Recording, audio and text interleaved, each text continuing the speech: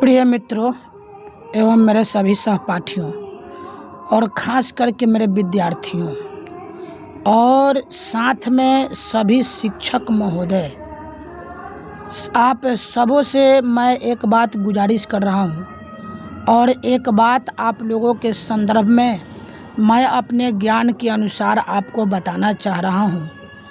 हर इंसान धरती पर पूर्ण नहीं है और कोई अपने ज्ञान के आधार पर कुछ अधिक जानता है और कुछ कम जानता है। तो दोस्तों, आज मैं आप लोगों को जो बात बताने जा रहा हूँ ये बहुत ही इम्पोर्टेंट है और बहुत छोटा बात है। दोस्तों, मेरे विद्यार्थियों, बहुत लोग ज्ञान के अभाव में अपने आप को नीचा न समझने के आधार पर बहुत से कुछ बातों को उटांग पटांग बोल देते हैं। आज मैं उसी में एक छोटा सा चिन्ह जो आपके स्क्रीन पर दिखाई दे रहा है, जो 8 को गिरा कर लिखा हुआ है, मैं अपने भाषा के अनुसार बोल रहा हूँ और इस चिन्ह के बारे में मैं आपको बहुत ही रोचक बातें बताऊंगा और आप लोगों को इस बारे में संपूर्ण ज्ञान दूंगा। तो सबसे पहले मैं चाहता हूं कि अगर आप मेरे चैनल को सब्सक्राइब नहीं किए हैं तो सब्सक्राइब कीजिए और यदि आप इस वीडियो को देख रहे हैं अच्छा लगे तो अपने दोस्तों सहपाठियों में शेयर कर दें और उन्हें भी सब्सक्राइब करने के लिए गुजारिश कर दें। तो जो आपका ये चिन्ह दिखाई दे रहा है, असल में इसका 2 नाम है। उपयोग के आधार पर 2 नाम है जो आपको मैं चिन्ह खींचकर बताया हूँ। एक को हिंदी में एक भाषा में एक स्थान पर अपरिभाषित और अंग्रेजी में अनडिफाइंड बोलते हैं और दूसरी स्थान पर इसको अनंत बोला जाता है और अंग्रेजी में इन्फिनिटी। दोस्तों विद्यार्थियों ध्यान से समझिएगा, इन्फिनिटी मैं लिखा हुआ हूँ। इन्फिनिटी मतलब अनंत होता है, अपरिमित होता है। लेकिन बहुत से शिक्षकों और विद्यार्थियों को मैं इसको कहते हुए सुन लिया हूँ कि ये किस चीज़ का साइन है बाबू, या आप शिक्षक महोदय बुरा ना मानेंगे। और मैं आपको ये भी बताना चाहता हूँ कि इसको मैं पढ़ते हुए सुन लिया हूँ कि कह रहे हैं कि इसको इन्फिनिटिव बोलते हैं। जो आपको मैं ब्रैकेट में कोष्ठ में घेर कर लिखा हूँ इन्फिनिटिव, तो मैं आपको बता देना चाहता हूँ कि इन्फिनिटिव अंग्रेजी ग्रामर का एक ऐसा वर्ड है जिसका मतलब होता है 2 + MV1, यानी MV1 के साथ जब 2 का प्रयोग किया जाता है तो उसे इन्फिनिटिव बोला जाता है, इन्फिनिटिव बोला जाता है।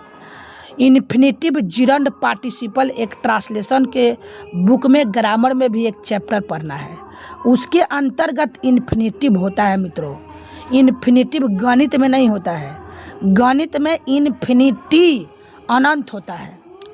तो अब आइए इस चिन्ह का तो मैं नाम बता दिया आप लोगों को, अब मैं बताना चाहता हूँ इसका उपयोग। तो दोस्तों देखिए, किसी भी संख्या के हर में अगर 0 हो जाता है तो उसका मान, जो उसका आंसर आता है, कैलकुलेटर या किसी कंप्यूटर में आप किसी भी डिजिट को, किसी भी संख्या को अगर आप 0 से डिवाइड करोगे तो उसका उत्तर अनवैलिड लिखा जाता है, इसलिए कि इसका उत्तर होता ही नहीं है। इसलिए इस चिन्ह को हम लोग इन्फिनिटी नहीं, अनडिफाइंड यानी अपरिभाषित कहते हैं। त्रिकोणमिति के सारणी में भी आप tan 90 डिग्री और भी बहुत कुछ मान है जिसका आप अपरिभाषित मान पढ़ते हैं। लेकिन अंक गणित में मात्र यही जानिए कि जिस संख्या के हर में 0 है उसका मान नहीं निकल सकता, इसलिए अनडिफाइंड जिसको परिभाषित नहीं किया जा सकता है ऐसा बोला जाता है। तो अनडिफाइंड है। अब आइए कि अब आपको मैं बता दूं कि और भी 7 गो ऐसा गणित में टर्म है जिसको अनडिफाइंड माना गया है, जैसे 0/0। तो इंटरमीडिएट की क्लास में कैलकुलस की बुक पढ़ेंगे तो वहाँ लिमिट का जब चैप्टर आप पढ़ेंगे तो वहाँ पर भी इसको बताया जाएगा।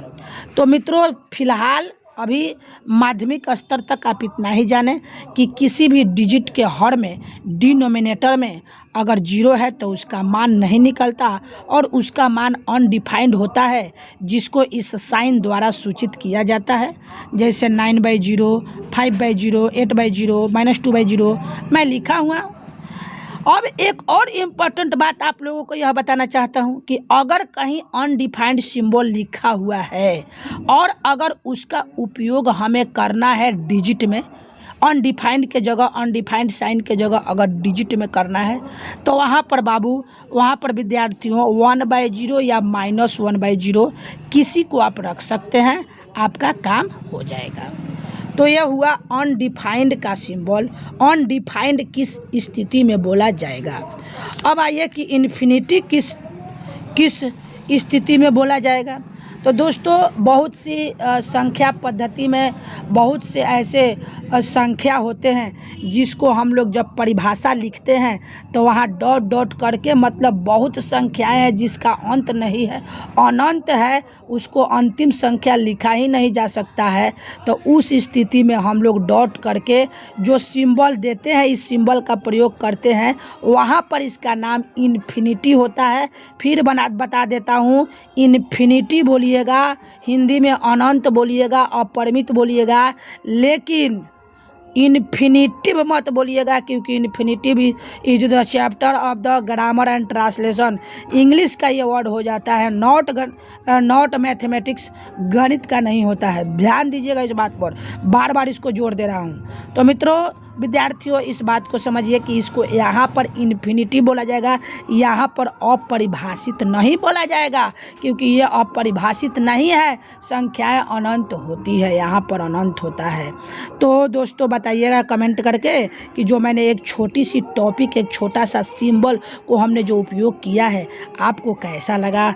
अगर अच्छा लगा तो आप अपने दोस्तों में शेयर करें, लाइक करें, कमेंट के माध्यम से मुझे बताएं कि क्या बात है। धन्यवाद।